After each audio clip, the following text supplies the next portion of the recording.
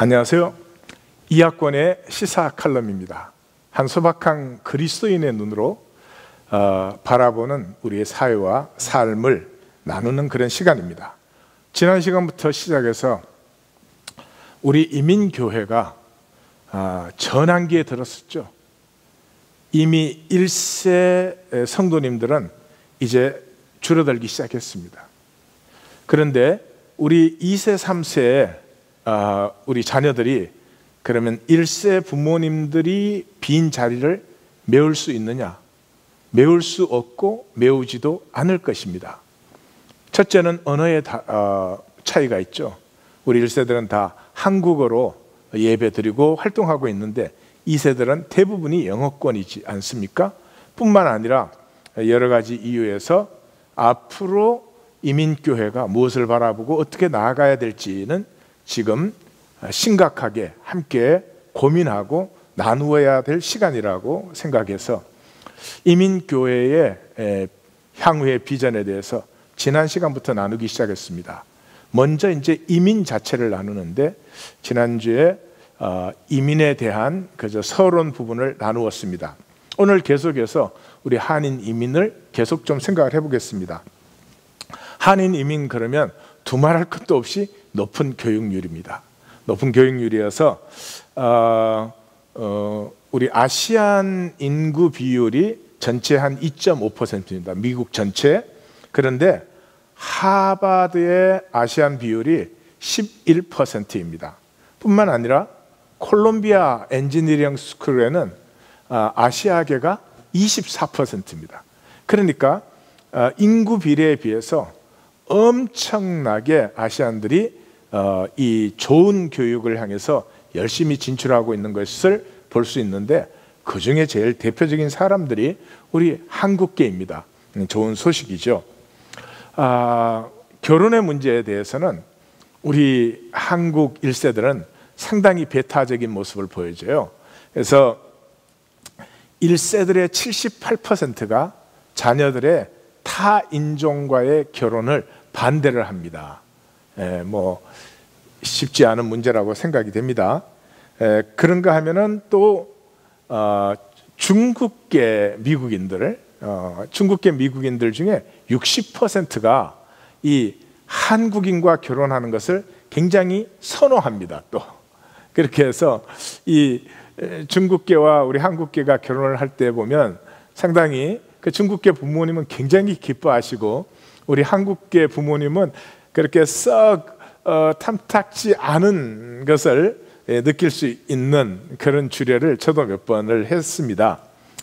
자, 우리 이민이 1903년부터 시작돼서 이렇게 흘러왔고요. 이러저러한 특성을 가졌다는 걸 보았습니다. 이제는 이민사회라고 하는 것은 대개 4가지의 단계를 거쳐서 정착을 하게 됩니다. 제일 첫 번째 단계가 fellow countrymen in a strange land, 그런 단계입니다. 이민 와서 한국 사람만 봐도 반가운 거죠. 저는 1978년에 이민을 왔으니까 이제 만 38년을 여기서 살았습니다. 제가 왔을 때는 이민자들이 많이 들어왔을 때예요, 이미. 그런데도 불구하고 심지어 저 플러싱을 걸을 때 지나가다 한국 사람 같으면 이렇게 서로 이렇게 쳐다봤어요. 그리고 서로 물어봐요. 혹시 한국 분이세요? 그 한국 분이라고 하면은 그냥 반가워서 가서 인사를 하고 어디서 왔는지 나누고 때로는 잠깐 들어가서 같이 커피를 마시기도 하고 그랬고요. 또 그 한국 스토어가 있을 때 거기에 물건을 사러 들어가면은 한국 분이세요? 그렇게 해서 예, 한국 사람입니다. 그러면 물건 값을 뭐 반드시 깎아주고 아니면 아예 안 내셔도 된다고 그러는 때가 있었습니다. 지금 최근에 오신 분들은 상상이 안 되시겠지만은 그래서 그것을 fellow countrymen in a strange land, 그런 단계입니다. 이 두 번째 단계가 그 다음에 fellow countrymen but 그런 단계입니다. 이제 이민자들이 늘어나고 한국 사람이 많아지면 길에서 보는 한국 사람 다 인사할 수 없죠. 한국 사람이라는 이유만으로. 그렇게 해서 뭐 한국 사람은 한국 사람이지만 그렇다고 무조건 다 친할 수는 없는 그런 단계가 들었습니다. 이때가 이제 selective process라고 하는 게 들어서서 뭐 이때는 동향끼리 만난다든지 그러니까 같은 고향 출신들 또는 뭐 동창들끼리 또 만난다든지 뭐 또 여기 와서 어떤 교회 소속으로 그래서 한인 이민교회는 사실은 지나치게 교회 소속에 대해서 센시티브해져 가지고 불필요하게 뭉치기도 잘 뭉치지만 뭐 다른 교회하고 뭐 행사를 한다 이럴 때 그런 점도 있지만은 또 불필요하게 그 조그만한 갈등도 넘어서거나 이기지를 못하고 그냥 교회를 나가고 들어오고 이런 그 부작용도 이런 영향이 다 있는 것이죠. 그래서 두 번째 단계는 fellow countrymen but 그런 단계입니다. 세 번째 단계는 이제 fellow countrymen so what 그런 단계입니다. 자, 한국 사람이라고 반갑고 뭐 서로 했는데 이거 한국 사람끼리 사기 사건이 일어나는 거예요. 한국 사람이 한국 사람에게 피해를 보이는 거죠. 어쩔 수 없는 스테이지가 들어옵니다. 그 다음에 더 중요하게는 한국 사람끼리 경쟁할 수밖에 없는. 그래서 요즘은 좀 덜한 것 같은데요. 옛날에는 세탁소 하나 잘 된다 그러면 그 옆에 한국 사람이 두세 개가 들어서는 거죠.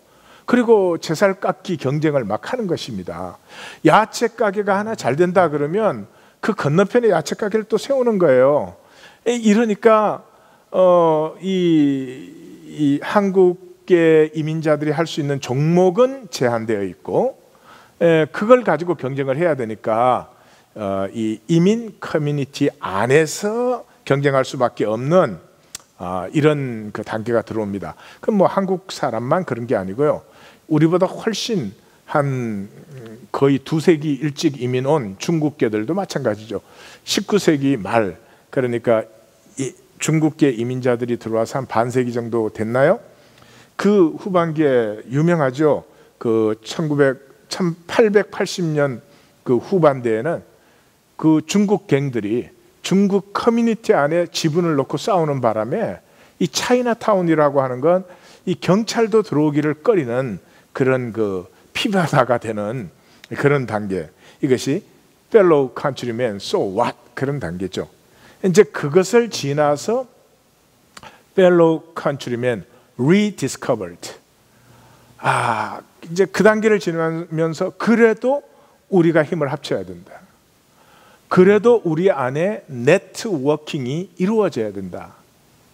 이 사회에서 가장 어리석은 건 솔로로 뛰는 것입니다. 이 우리 한국계는 이 점이 참 부족합니다. 이것이 우리 한반도에서 5,000년 역사를 지켜나가기도 했지만 또 동시에 이 개인적으로 개인 플레이를 잘하고 능하게 하는 것을 참 우리에게 그 아킬레스건이 되는 경우도 많죠. 제가 얼마 전에 실리콘밸리를 방문했다가 왔습니다. 그게 지금 뭐 세계 지금 흐름을 주도하고 있는 거죠. 구글, 애플, 야후 외에 여러 가지 그 IBM 등등 컴퍼니가 거기 다 있는데 그 회사들을 이제 다 비즈돼서 사람도 만나고 이렇게 하면서 그 느낀 것이 한결같이 거기 있는 사람들이 하는 이유가 그거예요. 인도계, 중국계는 네트워킹을 너무너무 잘한다는 거예요. 그래서 뭐 자리가 하나 나면 서로 밀어서 자기 사람들을 막 심는 거죠. 그래서 그 사람이 그 자리 갈 때는 자기는 손해보는 것 같지만 그 사람이 또 끌어주니까 결국은 시간 차이는 있지만 서로에게 덕이 되는데 한국 사람은 자리 하나가 나오면 서로 간에 경쟁이 딱 되어서 그냥 서로가 피해를 보는 경우가 종종 있다 하는 소식을 들었습니다. 물론 그게 좋은 강점도 그 안에 들어있지만 현대사회에서 네트워킹이 되지 않는다면 치명적인 것이어서 좀 안타까운 마음도 많이 들었습니다. 어쨌든 우리 한인 이민자들도 이제 시간이 조금 지나면 잘 할 것이라고 저는 생각이 됩니다만은 이 fellow countrymen rediscovered stage에서는 그래도 우리가 서로를 도와야 돼. 우리가 힘을 합치지 않으면 우리의 권리를 지킬 수가 없어. 그래서 이때는 이제 봉사센터라든지 민권센터라든지 모든 커뮤니티 서비스 센터도 생기기 시작하고요. 또 정치 참여라든지 이런 것에 상당히 의식도 생기고, 또 좋고 나쁘고의 문제가 아니라 우리 코리안 아메리칸의 어떤 기득권과 이익은 우리 스스로 지키지 않으면 누구도 지켜주지 않는다 하는 이런 건강한 공동체 의식을 가지고 다른 커뮤니티와 경쟁도 하지만 협조도 할 수 있는 이런 단계가 이제 들어서는 것이죠. 자, 이러한 그 이민의 바탕 위에 한인 이민교회는 시작이 되었습니다. 한인 이민교회의 역사의 주류는 1970년에서 1990년까지를 볼 수 있습니다. 이 한인 이민교회가 이러한 교회, 이러한 양상, 현재 우리가 가지고 있는 특성들이 아주 만들어지고 굳혀진 것이 바로 이 기간입니다. 1970년대, 80년대, 90년대 이 30년간입니다. 이 90년 이후에는 그때 세워진 그 한인 이민교회의 그 특성이 유지되면서 약간의 모양새만 바뀌거나 달라지는 그런 것입니다. 그래서 이 30년을 중심으로 일단 우리 한인 이민교회를 보도록 하겠습니다. 이 30년간의 인구 증가는, 이민자 증가는 10배였습니다. 10배였는데 교인 수 증가는 30배였습니다. 그러니까 인구 증가의 3배로 증가를 한 거죠. 이때는 교회가 미 전체 통계를 보면은 350명마다 교회가 하나씩 있었습니다. 그러니까 우리 교회로 본다면 하나님이 주신 천혜의 기회였습니다. 이렇게 몰려드는 사람들에게 교회가 숫자만 늘리려고 하는, 교회가 새만 부리려고 하는 이런 멘탈리티를 지향하고 바른 그리스도인의 정신, 바른 십자가의 능력과 권세, 이 성경의 본질인 코이노니아, 서로 가슴을 열고 통하고 관계하고 돕고 격려하고 위로하는, 엄밀한 의미에서 기독교는 절대로 종교가 돼서는 안 됩니다. 어떤 가르침을 가르치는 데가 아닙니다. 성경은 핵심이 코이노니아입니다. 구약의 핵심도 거기에 있고 신약의 핵심도 거기에 있습니다. 그 이민자들은 정신적으로 굉장히 스트레스가 많고 시달립니다. 만약에 이때 교회가 교회의 본질을 향해서 나아갔더라면 이민사회가 엄청나게 건강해졌을 것이고, 한인 이민자들은 미국을 새롭게 할 수 있는 개혁적인 그 하나님의 증거, 하나님의 도구가 분명히 될 수가 있었습니다. 그러나 제가 생각하기에는 이 30년의 엄청난 교회를, 이민교회를 향한 은혜를 우리 이민교회는 가꾸지 못했습니다. 이제는 이민사회 안에서조차도 지탄받는, 기독교 그러면 고개를 설레설레 흔드는, 심지어 이 지도자들까지도 자기들의 자리와